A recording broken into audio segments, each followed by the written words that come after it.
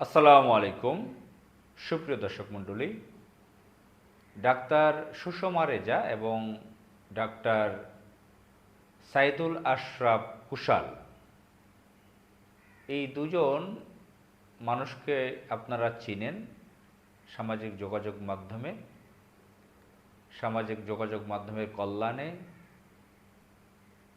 এটার মাধ্যমে আপনারা অনেকেই তাদেরকে চিনেন। ব্যক্তিগত ব্যক্তিগতভাবে আমি তাদেরকে ওইভাবে চিনি না। সামাজিক যোগাযোগ মাধ্যম যতই তাদেরকে প্রচার করুক, মাঝে মাঝে তাদের চেহারা দেখেছি, চেহারাটা মুখস্থ আছে, যে মাঝে মাঝে ভাসে, কিন্তু নামটা জানতাম না তাদের নাম কি। তাদের কথাটা, তারা যে লেকচার দেন, বিভিন্ন আলোচনা করেন, কথা বলেন, বিভিন্ন ধরনের মানুষকে বুঝান, কাউন্সেলিং করেন, মোটিভেশনমূলক যে স্পিচগুলো করেন, এসব আমার ধৈর্য ধরে শোনা হয় না। হয়তো বা 1-2 মিনিট কোনো সময় শুনে থাকতেও পারি, খেয়াল নেই। তাদের চেহারাগুলো ভাসে যে দেখেছি সামাজিক যোগাযোগ মাধ্যমে, কিন্তু তাদের বক্তব্য আমি শুনিনি, তাদের নামও আমার জানা ছিল না। তো তারা দুজন স্বামী স্ত্রী, তাদের মধ্যে বিচ্ছেদ ঘটে গেছে সম্প্রতি। এই বিচ্ছেদের পরে সামাজিক যোগাযোগ মাধ্যমে তাদেরকে নিয়ে প্রচুর লেখালেখি, এবং এমনকি জাতীয় পত্রিকায় তাদেরকে নিয়ে নিউজ হয়েছে। তো ডাক্তার সুষমা রেজা হচ্ছেন ডার্মাটোলজিস্ট, স্কিন, সেক্স এসব বিষয় নিয়ে তিনি কাজ করেন। তাদের সম্ভবত একটা প্ল্যাটফর্ম আছে, স্বামী স্ত্রী দুজনে একই প্ল্যাটফর্মে, একই হসপিটালে সম্ভবত তারা কাজ করেন। তো তারা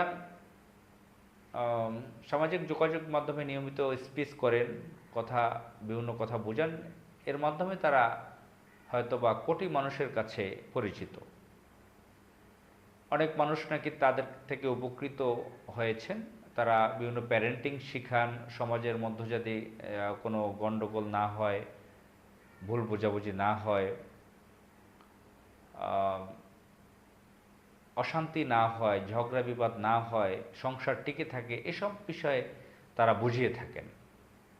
ডাক্তার সাইদুল আশরাফ কুশাল, তিনি হচ্ছেন সাইকিয়াট্রিস্ট, মনোবিজ্ঞানী, মনোরোগ বিশেষজ্ঞ। তো ওনারা দুজনেই স্বামী স্ত্রী, খুবই জেন্টল, ভদ্র মহিলা, ভদ্রলোক দুজনেই। তারা মানুষকে বুঝাতে সক্ষম হয়েছেন নিয়ম শৃঙ্খলা ডিসিপ্লিন অনুসারে জীবনযাপন করলে সুস্থ থাকা যায়, মনের রোগ দূর করা যায়, ইত্যাদি ইত্যাদি ইত্যাদি। তো অতি পরিচিত মানুষদের এই যে তারা দম্পতি, তাদের 20 বছরের সংসার। দুজনেই মেধাবী শিক্ষার্থী ছিলেন, মেডিকেল কলেজ থেকে দুজনেই পাশ করেছেন, বিভিন্ন ডিগ্রি নিয়েছেন। তাদের সম্ভবত 3জন সন্তান আছে। পত্রিকায় 3জন লেখে না, সামাজিক যোগাযোগ মাধ্যমে লেখা দেখেছি, পত্রিকায় লিখেছে তাদের সন্তান, এরকম উল্লেখ করেছে।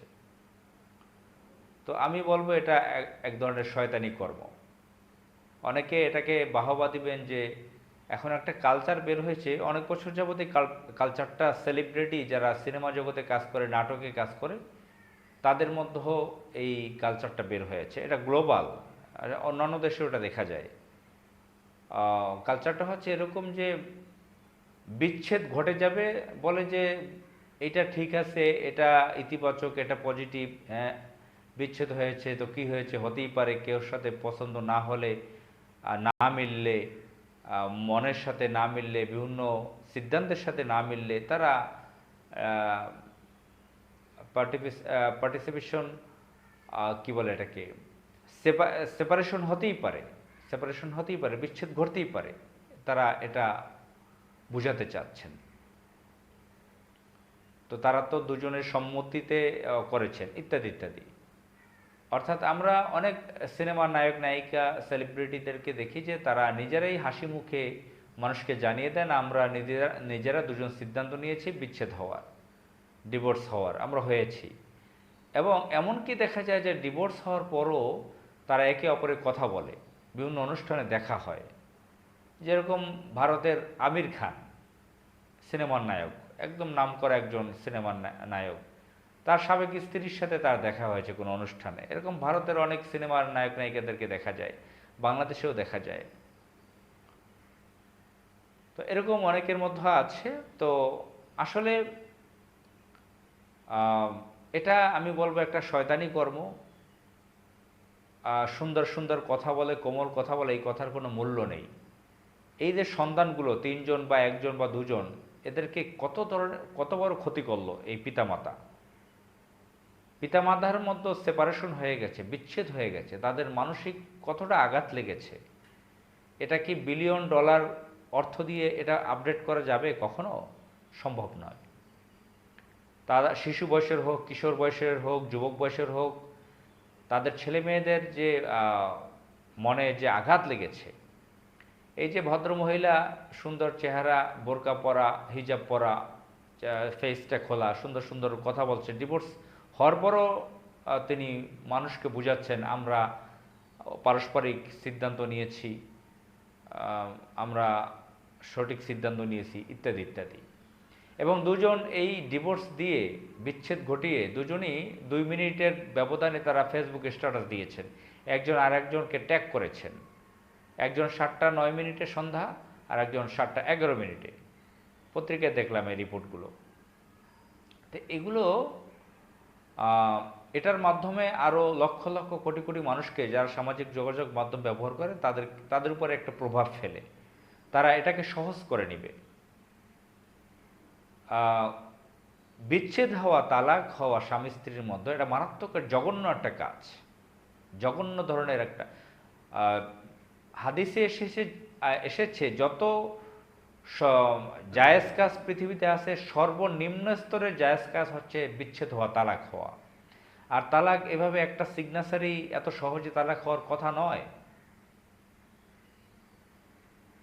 তারা সাইকোলজিস্ট, সাইকিয়াট্রিস্ট, তারা শিক্ষিত মানুষ, একাডেমিক শিক্ষা আছে তাদের, ধর্মীয় শিক্ষা তো থাকার কথা, ধর্মীয় কালচারও তাদেরকে পালন করতে দেখি।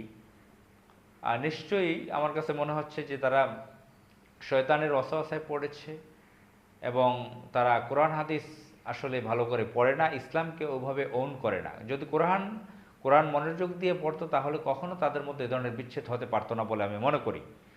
বেসিক মৌলিক একটা ব্যাপার থাকে। আমি মুশরিক ধর্মের, যারা মুশরিক আছে, হিন্দু ধর্মের অনেক নারী পুরুষদেরকে দেখি, তারা সহজে সংসার ভাঙেন না।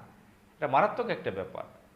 সমাজে এটা মারাত্মক একটা কুপ্রভাব ফেলে, সন্তানদের মধ্যে কুপ্রভাব ফেলে। এই যে সন্তানরা, তারা কিভাবে বড় হবে এখন, তারা কিভাবে পিতামাতাকে দেখবে, পিতামাতার স্নেহ থেকে বঞ্চিত হবে, আবার পিতামাতার যে হক আদায় করতে তারা পারবে না।